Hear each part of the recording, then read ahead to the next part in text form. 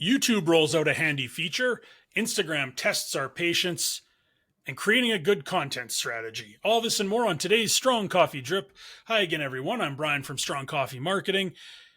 I am joined today by Tartan Army superfan Ian. Ian, in a matter of hours, Team Scotland plays Germany to kick off Euro 2024. Oh. First of all, were you aware of this? It doesn't sound like you were. Okay, perfect. Not a big football/soccer guy. And then my second question was, do you care? Right. Well, there you go. Sorry, I beat you to it. Yeah. Okay, I mean, obviously, you like to see your home country do well in these kinds of things, even if you're not really paying attention to it. It's like support for the local team kind of thing. So, I don't care in the sense that I wasn't aware of it, but I would like to see them do well. Unfortunately, Scotland does not have the best international football team, and we tend to go out very early. So I suspect that may be the case this year as well. Okay, well. And did you know that the fans that travel were called the Tartan Army? Yeah, I've heard that before. Yeah. Okay, yeah. And you know what? I was doing some research on this because I do research all the time. And I've seen some photos today from Germany. The Tartan Army looks like they have a pretty good time. Oh, they have a great time. The hosting country has a less good time when the Scots come to visit. I saw a picture of a poor girl was flying from Scotland to Germany on this plane, obviously not going for Euro, and you could just see her sitting by herself like, why did I book this flight? And the Tartan Army's all around her. Right. The Tartan Army was having a good time. So yeah, it's just in a couple hours. You know what? I'm going to watch it and I'm going to cheer for your team, Ian. Go Team Scotland. Yeah, okay, well, we'll see. So, but you know who has a better time than the Tartan Army today? Us. Indeed. Yes. Before we get started, we've talked a little bit about sports. Before we get started, we got to talk old school video games. Last week, we talked about old school toys with Action Force and G.I. Joe. Mm-hmm. I must say that video was received very well on YouTube. People really enjoyed Action Force. We're not aware of that. Somebody even commented, imagine trying to use the words Action Force in the G.I. Joe theme song. It wouldn't work whatsoever. Oh, yeah, it's a totally different song, yeah. Yeah, so, but interesting nonetheless, and you can't see it, but over my shoulder, I still have my G.I. Joe figure here. When we talk about something on the podcast, I put them on the shelf. So I have over there Alex Kidd in Miracle World, the Sega game, nice. And I have the G.I. Joe figure. It's just going to be a collection of just nonsense behind me eventually. So we'll keep within that theme of old school, and we'll go back to old school video games today. Simple question. From the Super Mario franchise, which game is your favorite? Oh, they're all so good. And everyone seems to hate Super Mario 2, but I actually really enjoyed it. But it's definitely not my favorite. I would have to say that Super Mario Brothers 3 is my favorite. It was just so good. I'm with you. 2 was my least. If we're just going 1, 2, 3, right? Like, because there's all sorts of other ones. Sure. But 1, 2, 3, I think for me it would be 1, then 3, then 2. I didn't like 2. Right. I just didn't. It wasn't my thing. But 3 is the one where he turns into different animals and all that stuff, right? Yeah. Yeah. Right. I'm down with that. Super Mario Brothers 2, of course, was built as a completely different game, and then they just put the Super Mario characters in at the very last minute to try and sell more units. So that's why it's so different. So yeah, no, that one's my least favorite of them. And then you get all the crazy spin-offs. I kind of liked some of the when they got into doing Yoshi games. I didn't mind Yoshi games. I remember having an old school Game Boy, and there was Dr. Mario, where it was basically Tetris, but he was dropping pills. That's a good game, yeah. Yeah, I remember that one. And then more recently, obviously, you get into Mario Kart and Mario World and all those other ones. But yeah, I think 1, 3, and 2 for me. 3 was fun because it was so different. Like, it was different that he could change into different things. That was kind of neat. Yeah. But I have a hard time not saying 1 first, only because it's just that classic. You know what you can think of the first level in your head, and you know every single thing about it. Absolutely right. And then you can jump above and skip a bunch of worlds, which was really handy for kids that had no patience like me. Yeah, why not? And shout out to, I don't know, Ian, if you've ever seen it on YouTube, the people that go and play Mario, the original one, really, really quickly and can do it in minutes. Yeah, that's speedrunners, crazy stuff. Yeah. So shout out to people that play Mario on YouTube. I'll watch you all weekend. And before I forget, gaming wise too, last week we talked about YouTube playables, playing games on the YouTube platform. Yes. We had, as you know, Ian, we kind of had a crappy weekend here. It wasn't very nice. I played a lot of YouTube playables on the weekend. Did you? How did you get on? I'm not very good at any of them, but I did like that they're ad free and you don't have to download any sort of apps, right? Because you start getting into those pay to play apps or the the freemium type things where you got to pay money. Everything's free and they're just all through YouTube and they're all pretty quick. So kind of like you just need like a time killer. They were pretty good. Right. Yeah, Sounds good. I'm bad at all of them though. So, oh well. All right, let's get into actual digital marketing because I don't know if you know this, Ian. We work at a digital marketing agency. Yeah. If you hear the first 10 minutes of our podcast every week, you'd think we were just two old guys talking about days gone by. Yeah, talking about nostalgic memories. Yeah, but we actually do work in digital marketing. Let's get into a round of this or that. I've got two newsworthy marketing stories, and it's up to us to determine which one is more interesting based on what we do here at Strong Coffee Marketing. Story number one, YouTube Test and Compare finally rolls out. So YouTube has finally rolled out this feature. It's called Test and Compare. It's going out to all creators right now over the next couple of weeks. I checked on our YouTube channel today. We don't have it yet, but from what I've read and what they've said, give it a week or two and it's going to be there. This has been in the works for a while, and it's been available to a smaller group of larger creators for quite some time. Test and Compare allows you to upload 3 thumbnails to a video and test their effectiveness. YouTube will show all 3 randomly while they put your videos out there for impressions, and then it'll eventually select a winning thumbnail based on which one generates the most watch time. As we've talked about before, watch time is everything on YouTube. That's what kind of makes the whole world go round. Instead of A/B testing, basically think of it as ABC testing because there's 3 variables. So that's story number 1, YouTube Test and Compare. And story number 2, Instagram is testing Unskippable Ads. Instagram is experimenting with ad breaks, a feature that interrupts scrolling to display ads, forcing users to stop and view them before continuing. Several users on Reddit and X reported encountering this feature, with Instagram confirming the test. When triggered, the ad break icon appears with a countdown timer preventing further scrolling until the ad is viewed. Tapping for more information reveals a message explaining the purpose of the ad break. While Instagram already shows sponsored content, this new feature adds unskippable interruptions between posts, potentially disrupting the user experience. So we've got unskippable ads and we've got YouTube Test and Compare. We both agree, we talked about this earlier, pretty cool and relevant stories for what we do at Strong Coffee Marketing. Ian, which one of these do you think is the more interesting? As you just said, I think they're both great stories this week. Both very, very interesting. To me personally, I think the YouTube one is more interesting. But I'll talk about the Instagram one first because I do think it's an interesting time. As you mentioned, these are in addition to the sponsored posts that you'd be seeing as you scrolled anyway. And when I looked it up, I didn't see how long the unskippable ad is for. Is it like a 30-second countdown timer or something? I'd have to go back and look. It's being tested, so only so many people have even seen them. Sure. So obviously we do a lot of digital advertising for our clients and things like that. And at the moment we're already doing sponsored posts for a lot of our clients. So it is interesting from whenever any new tool comes out, which is a new tool in the world of digital advertising, is interesting to us, obviously. But yeah, if this is something that's upsetting people, we would definitely have to see whether or not it's something we would want to try and adopt, or whether we think this could have a negative impact on the brand. It depends. So I find it interesting from that perspective. You never want to annoy people. That's the thing. Well, exactly. Right? That's exactly it. You don't want to have your brand associated with a negative image with that person who's viewing it, because presumably it will still be targeted. So you're still targeting someone who you would hope would have a positive experience of your brand.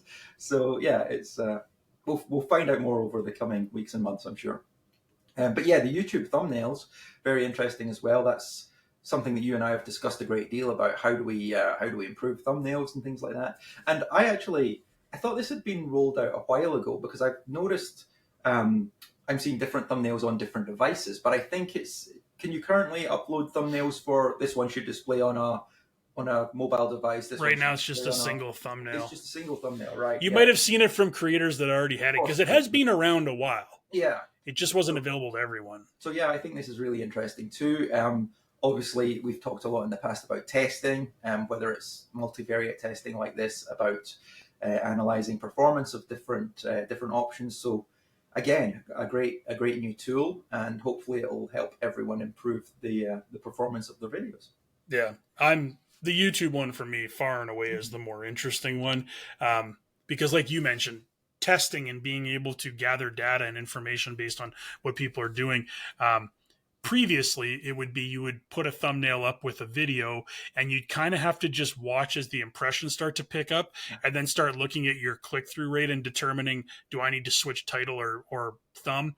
And the tricky part with that is sometimes, you never really know when a YouTube video is going to start picking up impressions.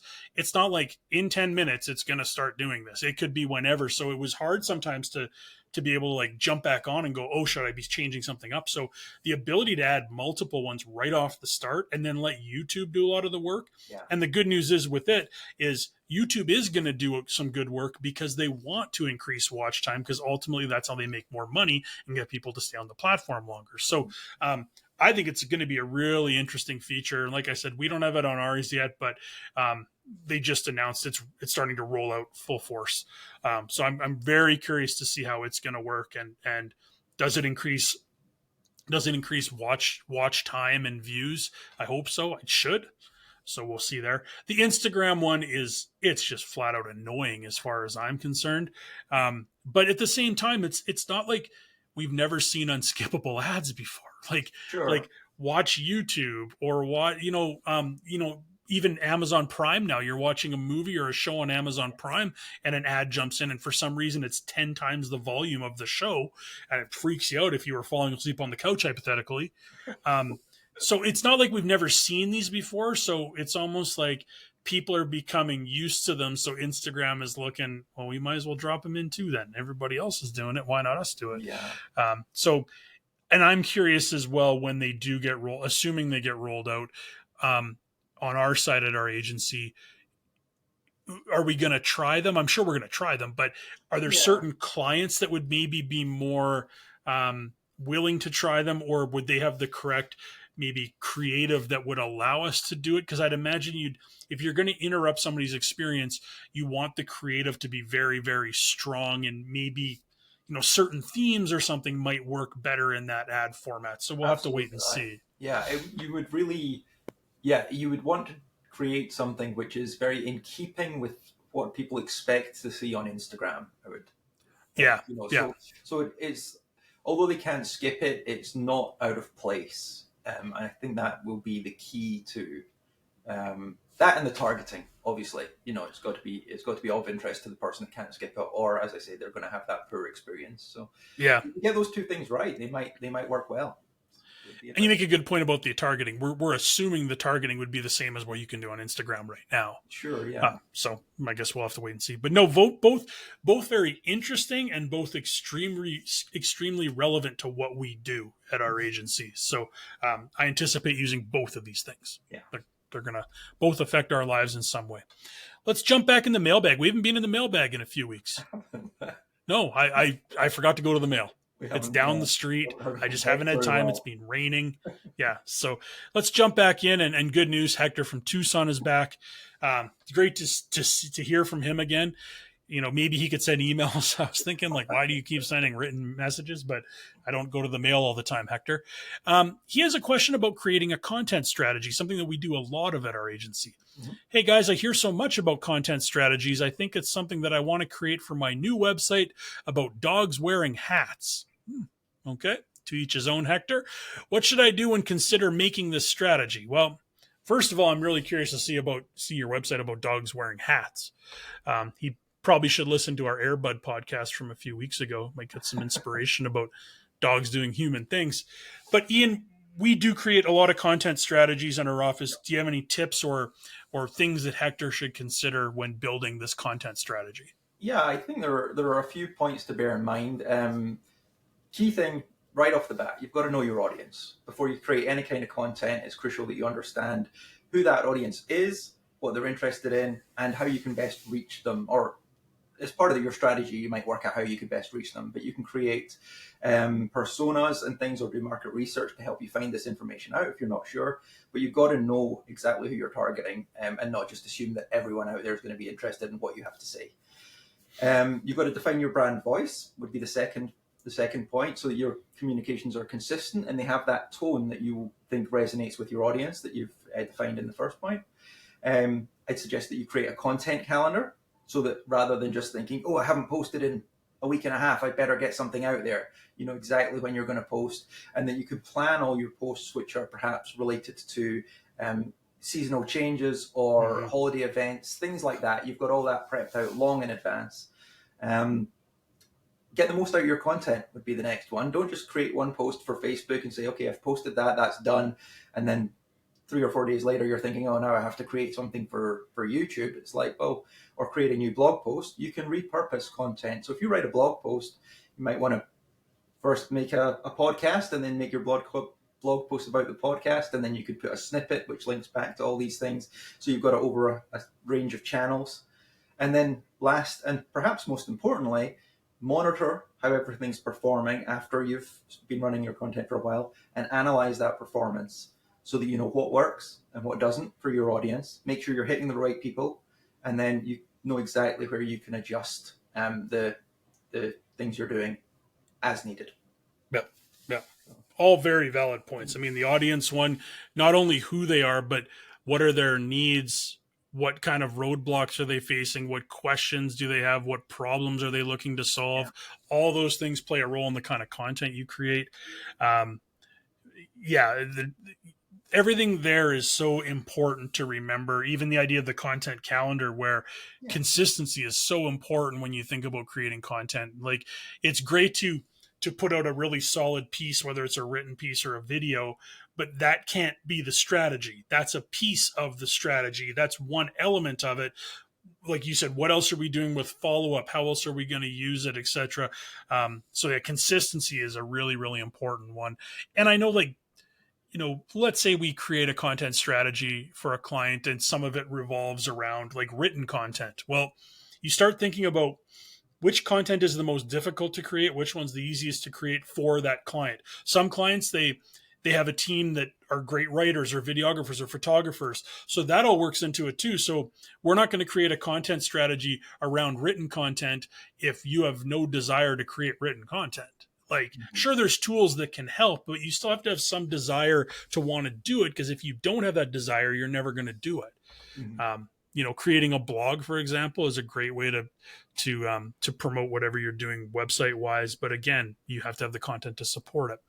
That also for me, back to knowing your audience as well, whereby 100%. Your audience, do they want written content on Snapchat and YouTube, and you're writing blog posts, no one's ever going to see them. Yeah, no, 100%. For mine, I'm building off one of the ones that you talked about. For me, it's all about the idea of repurposing, repackaging, reusing. I call it creating content with legs. So, you know, you've got that long video. How can you cut it down into shorter stuff that can go out as verticals on Reels and TikTok or whatever the case may be? Can you transcribe a video that you've created to create that written content? Can you do the reverse and use written content to create audio or video? There's so many tools out there now that you should never create a piece of content and it simply gets one use and that's it. It's done. There's so many different ways to reuse, repurpose, repackage, remix, that anything you create should be created in a way that it can be used multiple times in multiple places.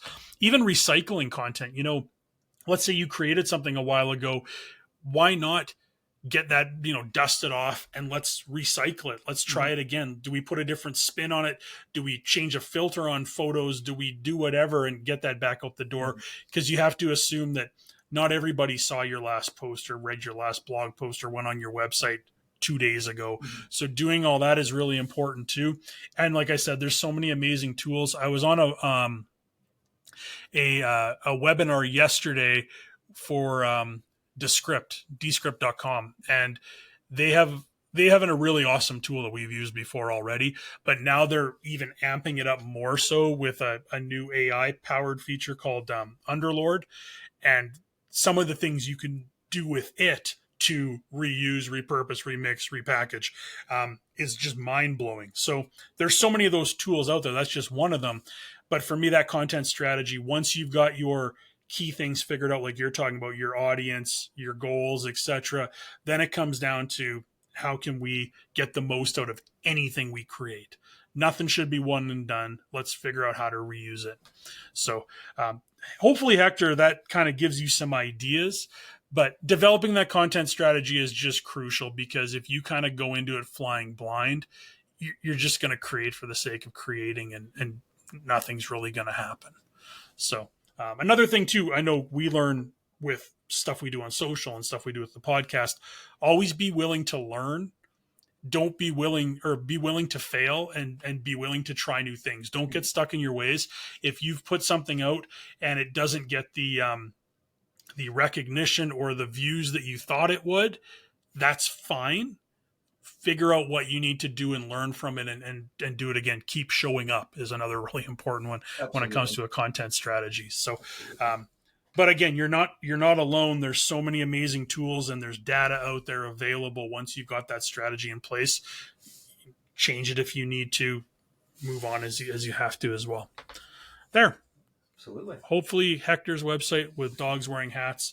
Ideally, that's not where I would be if I was starting a website right now, but maybe Hector's into that kind of stuff. So I don't know what kind of market there is for dogs wearing hats. I think it's probably bigger than we expect. With the Instagram right. world that we live in, I'm sure dogs with hats would be extremely popular. Yeah.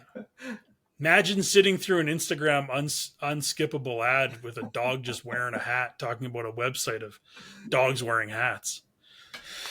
Not fun. All right, let's wrap up with a strong coffee drip classic segment. Wrong answers only. This is where we'll answer a question with wrong answers only. Also, this is not a classic segment yet. We've never done it before. But Ian, a little behind the scenes here. Ian and I, and Duncan, when he's around, Duncan sends his regards. He couldn't make it today. I just talked to him. We usually run through, before we press record, we run through some things to make sure Ian's not saying the same thing that I am, etc. But for wrong answers only this week, we didn't talk about our answers. So these are going to be new to us as they're coming out of our mouths here momentarily. So OpenAI's Sky Voice has been in the media a lot in recent weeks. We've talked about it at length with the whole idea of, is it Scarlett Johansson, is it not? And I'm kind of done with it now. I don't care anymore. And I think a lot of people are just moving on. So instead of focusing on the whole Scarlett Johansson issue, I thought it'd be much more interesting and more fun if we did something different. Ian, if you worked at OpenAI and you were tasked with finding a new voice, a celebrity voice, past or present, for ChatGPT, whose voice would you use? Wrong answers only. Ian, you're up first. I'm going to have to go with Bobcat Goldthwait from the Police Academy fame. Police Academy. Because you can't understand a single word he says in those movies. So, I think that having an AI voice which gives you a good response, but you don't understand a word of it, that's just... Yeah. That's a really, really good one. He was one of my favorite characters in Police Academy as well. Yeah. I liked him. Do you remember his name on Police Academy? I don't remember his name in the movie. No, I've forgotten it. I never Google things while we're doing the podcast, because I think it makes for horrible podcasting, but I kind of want to know now. So I'm sorry. Yeah, no. Oh, his name was Zed. Oh, Zed-E-D. That's correct. Yeah, I remember that now that you say it. Yeah. Yeah. He, overall a good police officer. He just kind of all over the place. Couldn't understand what he was saying. Yeah. No, professional though. No, that's a great one. For me, I'm going with a celebrity who actually recently passed, but kind of falls in the same scope as yours. Gilbert Gottfried. Ah, yes. Especially when because for a while he was the Aflac Duck and then he got fired. But that voice was so like piercing Mm-hmm. that imagine asking ChatGPT for a question about like a recipe and Gilbert Gottfried just yells the recipe back at you. Yeah. That would be something. So he would be my kind of number one wrong answer only. Mm-hmm. But I think Bobcat Goldthwait and Gilbert Gottfried, both great answers.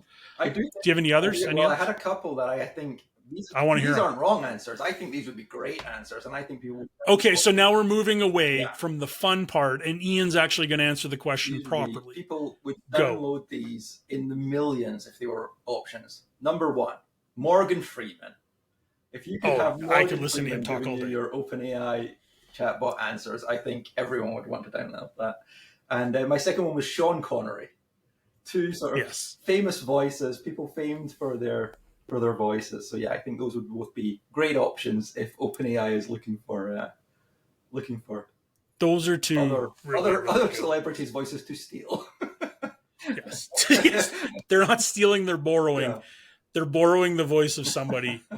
Not Morgan Freeman, Torgan Meeman would be who they would use.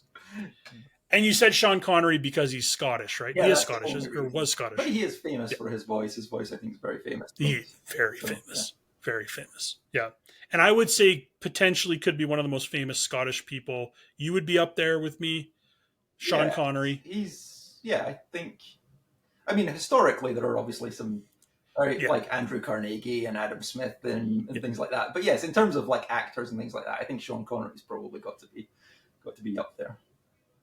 Colin Montgomery, I'm a golfer. Colin Montgomery, Indeed, yeah, Scottish. Couldn't win a major. Andy Murray, he's Scottish, isn't he? Yeah, tennis player. Tennis player. Yeah, world number one for a while. I don't think he still is, but yeah. And then, I mean, as people have heard if they listen to our podcast, who would you say is the most famous Scottish singing duo that are brothers? Oh, it's hard to think. Can you think of any off the top of your head? I can. You can. I can proclaim what I would say. Very good. Yes. Proclaimers reference. Ian, just so you know, too, as we've totally gone off the track with this one, I've tagged the Proclaimers in a couple of posts when I put up our videos, hoping to get a response from them. Nothing yet. I'm going to keep trying. I want them to give you a big shout out one day. Craig and Charlie are very busy men. And maybe they're on their tour bus. They check Instagram. There's a couple of idiots talking about them from Canada. They're like, oh, hello. That's all I want. So we'll see. I'll keep you in the loop. So some great wrong answers, and then you with some actual great answers too. I don't remember. Do you have a specific voice that you use? I can't remember. I've changed it a couple of times since. I think I have an iPhone, and I think for Siri I just used the default one. But I've changed it a couple of times on the ChatGPT app. So have I. Yeah, I've experimented with the different ones to see which one I like the best. Yeah. So yeah. Okay, well, that wraps up another episode of the Strong Coffee Drip. Ian, thanks for jumping on. It's been a busy week. It's been a rainy week here in Edmonton. Maybe a little bit of a sad week as the local hockey team not performing very well right now. We'll see what happens this weekend. But we'll be back next week. Got some other things we want to chat about. We might see a Duncan appearance. We never know. But thanks again to everyone that's tuned in, leaving some comments. Some of them are very funny. I think we will do a funny/mean comments segment at some point. Okay. There have been a few people, Ian, without kind of giving too much away, there have been a few people that have mentioned that our heads are very similar. Oh, yes. Yeah. That's the only reason I put on glasses to record, Brian. Otherwise, people wouldn't know which is which. Who's who? Who's who? And a shout out to our friends, Amy. They're a client of ours, and I just happen to be wearing their shirt today. I just realized. So very comfy shirt. So yeah, Ian, thanks again. Thank you. We'll see you next week. Have a wonderful weekend, everyone. We'll talk to you soon. Bye-bye.